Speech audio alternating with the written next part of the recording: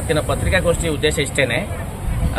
ನಮ್ಮ ಕರ್ನಾಟಕ ರಾಜ್ಯದ ಶಿಕ್ಷಣ ಇಲಾಖೆ ವಿಶೇಷವಾಗಿ ಇವತ್ತೇನು ಪ್ರಾಥಮಿಕ ಶಾಲಾ ಶಿಕ್ಷಕರು ಅಂತ ನಾವೇನು ಈ ಮೊದಲಿನಿಂದನೂ ಈ ಸಮಾಜದ ನಿರ್ಮಾಪಕರು ಅಂತಕ್ಕಂಥ ಏನು ಕರೆದಿದ್ರಿ ಮತ್ತು ರಾಷ್ಟ್ರದ ಭದ್ರ ಬುನಾದಿ ಪ್ರಾಥಮಿಕ ಶಿಕ್ಷಣ ಅಂತಕ್ಕಂಥ ಏನು ಶಿರೋನಾಮೆ ಇದೆ, ಆ ನಿಟ್ಟಿನಲ್ಲಿ ಇವತ್ತು ಸುಮಾರು ದಶಕಗಳ ಇತಿಹಾಸ ಇರ್ತಕ್ಕಂಥ ಪ್ರಾಥಮಿಕ ಶಾಲಾ ಶಿಕ್ಷಕರು ಅಂತಕ್ಕಂಥದ್ದು ಇವತ್ತು ಸರ್ಕಾರ ಪ್ರಾಥಮಿಕ ಶಾಲಾ ಶಿಕ್ಷಕರಲ್ಲಿ 2 ವಿಭಾಗಗಳನ್ನು ಮಾಡಿ, ಒಂದು ಪ್ರಾಥಮಿಕ ಶಾಲಾ ಶಿಕ್ಷಕರು, ಇನ್ನೊಂದು ಪದವೀಧರ ಪ್ರಾಥಮಿಕ ಶಾಲಾ ಶಿಕ್ಷಕರು ಅಂತಕ್ಕಂಥದ್ದು 2 ವಿಭಾಗಗಳಾಗಿ ವಿಂಗಡಿಸಿ ನಾವು 15, 20, 25, 30 ವರ್ಷ ಸೇವೆ ಮಾಡಿರ್ತಕ್ಕಂಥ ಪ್ರಾಥಮಿಕ ಶಾಲಾ ಶಿಕ್ಷಕರುಗಳಿಗೆ ನೀವು 1ರಿಂದ 5ನೇ ತರಗತಿಗೆ ಅಷ್ಟೇ ಬೋಧನೆ ಮಾಡಬೇಕು ಅಂತಕ್ಕಂಥದ್ದು ಒಂದು ನಿರ್ಬಂಧ ಹಾಕಿದೆ.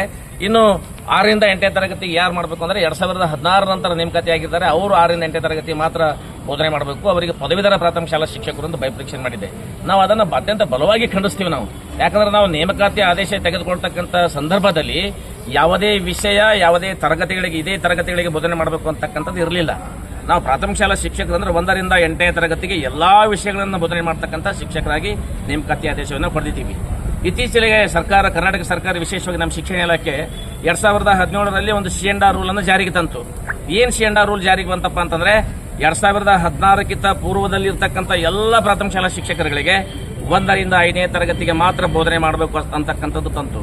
ಇನ್ನು 2016 ನಂತರ ನೇಮಕಾತಿ ಆಗಿರ್ತಕ್ಕಂಥ ಶಿಕ್ಷಕರಿಗೆ ಅವರಿಗೆ ಪದವೀಧರ ಪ್ರಾಥಮಿಕ ಶಾಲಾ ಶಿಕ್ಷಕರಂತ ನೇಮಕಾತಿ ಮಾಡಿ 6ರಿಂದ 8ನೇ ತರಗತಿ ವಿಷಯವರು ಶಿಕ್ಷಕರ ನೇಮಕಾತಿ ಮಾಡ್ತು.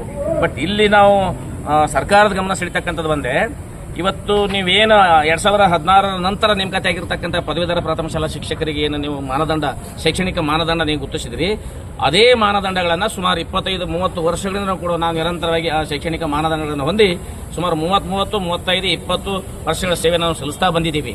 ಒಂದು ಕಣ್ಣಿಗೆ ಸುಣ್ಣ ಇನ್ನೊಂದು ಕಣ್ಣಿಗೆ ಬೆಣ್ಣೆ ಯಾಕೆ ಅಂತಕ್ಕಂಥದ್ದು. ನಾವು ಇಷ್ಟು ವರ್ಷ ಸೇವೆ ಮಾಡಿದ್ರೂ ನಮಗೆ 1ರಿಂದ 5ನೇ ತರಗತಿಗೆ ಹಿಂಬಡ್ತಿ ಕೊಟ್ಟು ಆ 2016 ನಂತರ ನೇಮಕಾತಿ ಆಗಿರ್ತಕ್ಕಂಥ ಶಿಕ್ಷಕರಿಗೆ ಪದವೀಧರ ಪ್ರಾಥಮಿಕ ಶಾಲಾ ಶಿಕ್ಷಕರು ಅಂತ ಕರೆದು ಅವರಿಗೆ ಪ್ರತ್ಯೇಕವಾಗಿರ್ತಕ್ಕಂಥ ವೇತನ ಶ್ರೇಣಿ ನಿಗದಿಪಡಿಸಿರ್ತಕ್ಕಂಥದ್ದು ಇದು ಸರ್ಕಾರ ಮಾಡಿರ್ತಕ್ಕಂಥ ಅವೈಜ್ಞಾನಿಕವಾಗಿರ್ತಕ್ಕಂಥ ನಿಯಮ ಆಗಿದೆ. ನಾವು ಸರ್ಕಾರದ ನಿಮ್ಮ ಮೂಲಕ ಸರ್ಕಾರಕ್ಕೆ ಒಂದೇ ವಿನಂತಿ ಏನ್ ಮಾಡ್ತೀವಿ ಅಂದ್ರೆ, ಅವ್ರಿಗೆ ಏನು ಶೈಕ್ಷಣಿಕ ವಿದ್ಯಾರ್ಥಿಯನ್ನ ನೀವು ಗುರುತಿಸಿದ್ರಿ, ಆಲ್ರೆಡಿ ಆ ಶೈಕ್ಷಣಿಕ ವಿದ್ಯಾರ್ಥಿ ನಮ್ಮಲ್ಲಿ ಕೂಡ ಇದೆ. ನಮ್ಮನ್ನು ಕೂಡ ಪ್ರಾಥಮಿಕ ಶಾಲಾ ಶಿಕ್ಷಕರಿಂದ ಪದವೀಧರ ಪ್ರಾಥಮಿಕ ಶಾಲಾ ಶಿಕ್ಷಕರು ಅಂತ ಪದನಾಮೀಕರಿಸಿ ವಿಲೀನಗೊಳಿಸಬೇಕು ಅಂತಕ್ಕಂಥ ಒಂದು ಬೇಡಿಕೆ ಆದ್ರೆ, ಇನ್ನೊಂದು ಬೇಡಿಕೆ ಏನಪ್ಪಾ ಅಂತಂದ್ರೆ ಕಾಲಕ್ಕೆ ಸೇವಾ ಜ್ಯೇಷ್ಠತೆಯೊಂದಿಗೆ ಬಡ್ತಿ ಕೊಡ್ತಕ್ಕಂಥ ಕೆಲಸ ಮಾಡಬೇಕು. ಪ್ರಾಥಮಿಕ ಶಾಲಾ ಮುಖ್ಯ ಶಿಕ್ಷಕರು, ಹಿರಿಯ ಮುಖ್ಯ ಶಿಕ್ಷಕರು ಮತ್ತು ಶೈಕ್ಷಣಿಕ ವಿದ್ಯಾರ್ಥಿಗಣವಾಗಿ ಪ್ರೌಢಶಾಲೆಗಳಿಗೆ ಕೂಡ ಬಡ್ತಿ ಕೊಡಬೇಕು ಅಂತಕ್ಕಂಥ ಬಹುಮುಖ್ಯವಾಗಿರ್ತಕ್ಕಂಥ ಬೇಡಿಕೆಗಳು ಇಟ್ಕೊಂಡು ಇವತ್ತು ಪತ್ರಿಕಾಗೋಷ್ಠಿ ಮಾಡಿದ್ದೀವಿ. ನಾಳೆ ಡಿಸೆಂಬರ್ 12ನೇ ತಾರೀಕು ಬೆಂಗಳೂರಿನ ಫ್ರೀಡಂ ಪಾರ್ಕ್ ಮೈದಾನದಲ್ಲಿ 1 ದಿನದ ಸಾಂಕೇತಿಕ ದಣಿ ಸತ್ಯಾಗ್ರಹ, ಇಡೀ ರಾಜ್ಯದ ಸುಮಾರು 1 ಲಕ್ಷಕ್ಕೂ ಹೆಚ್ಚು ಜನ ಶಿಕ್ಷಕರು ಆ ದಣಿ ಸತ್ಯಾಗ್ರಹದಲ್ಲಿ ಭಾಗವಹಿಸುವ ಮುಖೇನ ಸರ್ಕಾರಕ್ಕೊಂದು ಬಿಸಿ ಮುಡಿಸಬೇಕು ಅಂತಕ್ಕಂಥ ನಿಟ್ಟಿನಲ್ಲಿ ನಾವು ಕೆಲಸ ಮಾಡ್ತಾ ಇದ್ದೀವಿ ಅಂತಕ್ಕಂಥದ್ದು.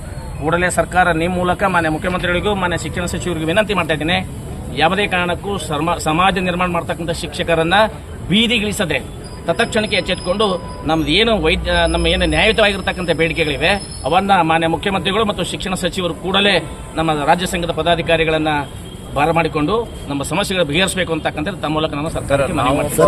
ಪ್ರಾಥಮಿಕ ಶಾಲಾ ಶಿಕ್ಷಕರ ನೇಮಕಾತಿ ಆಗಬೇಕಾಯ್ತಂದ್ರೆ 1ರಿಂದ 7ನೇ ತರಗತಿ ಅಂತ ನೇಮಕಾತಿ ಆದರು. ಆದರೆ ಇಲ್ಲಿವರೆಗೂ ನಾವು ಸುಮಾರು ವರ್ಷಗಳ ಕಾಲ, ಸುಮಾರು 10, 15, 20 ವರ್ಷಗಳ ಕಾಲ 1ರಿಂದ 7 ತರಗತಿ ಬೋಧನೆ ಮಾಡ್ಕೋತಾ 8ನೇ ತರಗತಿ ಬೋಧನೆ ಮಾಡ್ತಿದ್ದೇವೆ, ಎಲ್ಲಾ ವಿಷಯಗಳು ಬೋಧನೆ ಮಾಡ್ತಿದ್ದೇವೆ. ಯಾವಾಗ 2016ರಲ್ಲಿ ಹೊಸ C&R ರೂಲ್ ಮಾಡಿದ್ರು, ಏನಪ್ಪ 17ರಲ್ಲಿ MHRD ಪ್ರಕಾರ, ಅವಾಗ ಏನ್ ಮಾಡಿದ್ರು, MHRD ಅಂತಂದ್ರೆ 1ರಿಂದ 5 ಮತ್ತು 1ರಿಂದ 8 ಅಂತಿದ್ದು, 6ರಿಂದ 8 ಅಂತ ನಿಗದಿ ಮಾಡಿದ್ರು. ಅದಕ್ಕೆ ಮಾನದಂಡ ಸೇಮ್ ಅಂದ್ರೆ ಪದವಿ ಆಗಿರ್ಬೇಕು, D.Ed ಆಗಿರ್ಬೇಕು ಅನ್ನೋ ಕಾನ್ಸೆಪ್ಟ್ ಇತ್ತು. ಆದ್ರೆ ನಾವೆಲ್ಲ ಸೀನಿಯರ್ ಟೀಚರ್ಸ್ ಸುಮಾರು ವರ್ಷಗಳಿಂದ ಕಾಲ ನಾವು ಆಲ್ರೆಡಿ ಬೋಧನೆ ಮಾಡ್ತಾ ಇದ್ವಿ ಮತ್ತು ಬಡ್ತಿನೂ ಸಿಗ್ತಾ ಇತ್ತು. ಯಾವಾಗ C&R ಆಗಿ ಈಗ 5 ವರ್ಷ ಆಯ್ತು ಅವ್ರು ಸರ್ ಈಗ ನೇಮಕಾತಿ ಆಗಿ. ಸುಮಾರು ಈಗ ಏನ್ ಮಾಡ್ತಿದ್ರು ಅವರು C&R ಅದೊಂದೇ ಆಧಾರ ಇಟ್ಕೊಂಡು ಅವ್ರ GPT ಶಿಕ್ಷಕರು ನಮ್ಮ ಮೊದಲು ಪ್ರೈಮರಿ ಫಸ್ಟ್ ಭರ್ತಿ ಕೊಡ್ರಿ, ಇವರನ್ನು ಕಡೆಗಳ ಜೂನಿಯರ್ ಮಾಡ್ರಿ ಅಂತಂದ್ರೆ ನಾವು ಸೀನಿಯರ್ ಇದ್ದೀವಿ, ನಮ್ಮನ್ನು ಸೇವಾ ಜ್ಯೇಷ್ಠತೆಯಲ್ಲಿ ಬಡ್ತಿ ಕೊಡ್ರಿ. ಹಿಂಗಾಗಿ ನಮ್ಮ ಬಡ್ತಿ ಸುಮಾರು ವರ್ಷಗಳಿಂದ ಬಡ್ತಿ ವಂಚಿತ ಆಗಿದೆ. 2 ವರ್ಷ ಆಯ್ತು ನಾವು. ಈಗ ನಮ್ಮ ಜಿಲ್ಲೆಯಲ್ಲಿ ಸುಮಾರು 200-300 ಹುದ್ದೆಗಳು ಮುಖ್ಯಗಳು ಖಾಲಿವ. ಎಷ್ಟೋ ಜನ ನಮ್ಗೆ ಇರ್ತಕ್ಕಂಥದ್ದು ಒಂದೇ ಒಂದು ಬಡ್ತಿ ಏನಪ್ಪಾ ಅಂದ್ರೆ ಲಾಸ್ಟ್ ಮುಖ್ಯಗಳಾಗಿ ರಿಟೈರ್ಮೆಂಟ್ ಆಗಬೇಕು, ಅದನ್ನು ಸೇತಲು ಸಿಗ್ಲಾರಂತ ವ್ಯವಸ್ಥೆಯಲ್ಲಿ ನಾವು ಇದ್ದೀವಿ. ಸುಮಾರು 30 ವರ್ಷ 35 ವರ್ಷ ಆದ ಸರ್ವಿಸ್ ಆದ್ರೂ ಒಂದು ಬಡ್ತಿ ಇಲ್ಲಾರದಂತ ಸೇವೆ ಅಂತಂದ್ರೆ ಪ್ರಾಥಮಿಕ ಶಾಲಾ ಶಿಕ್ಷಕರು, ಮತ್ತು ಅದು ವಿತೌಟ್ ಸ್ಕೇಲ್. ಆ ಬಡ್ತಿ ಪ್ರಮೋಷನ್ ಹುದ್ದೆನೂ ವಿತೌಟ್ ಸ್ಕೇಲ್, ಬರೀ ಒಂದು ಇನ್ಕ್ರಿಮೆಂಟ್ ನೆಲ್ಲ ನಾವು ಬಡ್ತಿ ತಗೊಂಡು ಕೆಲಸ ಮಾಡ್ತಿದ್ವಿ. ಇಂಥ ಒಂದು ವ್ಯವಸ್ಥೆಯಲ್ಲಿ ನಾವು ಇದು ಮಾಡ್ತಾ ಇದ್ವಿ. ಅದರಲ್ಲಿ ಸರ್ಕಾರ ನಮಗೆ ಈ ರೀತಿ ಆಗಿದೆ. ಅದಕ್ಕಾಗಿ ನಾವು ಅವರ ಸರ್ಕಾರಕ್ಕೆ ಒಂದು ಎಚ್ಚರಿಕೆ ಗಂಟೆ ಕೂಡ ಸಲುವಾಗಿ 12ನೇ ತಾರೀಕು ಫ್ರೀಡಂ ಪಾರ್ಕ್ನಲ್ಲಿ ಈ ರಾಜ್ಯ ತುಂಬಾ ಹೋರಾಟ ಮಾಡಿ ಅವರ ಗಮನ ಸೆಳೆದು ನಮ್ಮನ್ನು ಪರಿಗಣಿಸಿರಿ ಪದವೀಧರ ಪ್ರಾಥಮಿಕ ಶಾಲಕರು ಅನ್ನೋದೇ ನಮ್ಮದೊಂದು ಉದ್ದೇಶ. ಬಾಬು ಮೌರ್ಯ ಸರ್, ಜಿಲ್ಲಾ ಪ್ರಧಾನ ಕಾರ್ಯದರ್ಶಿಗಳು.